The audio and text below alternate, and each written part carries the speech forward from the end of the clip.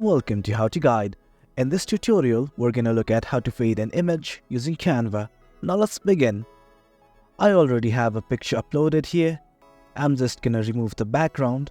You can do this by going to Edit Photo and clicking on Busy Remover. After that is done, I'm gonna try to change the background color of my design.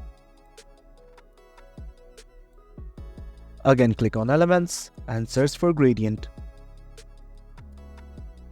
Go to Graphics. I'm going to use this gradient.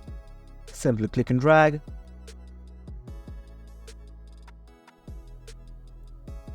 You can duplicate it. Now I'm going to add another gradient.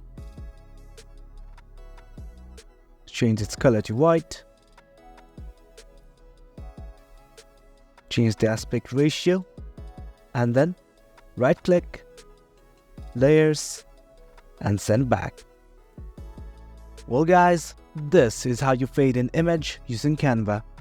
Hope you liked this video, and for more informative content like this, do remember to hit like, share and subscribe. Thank you.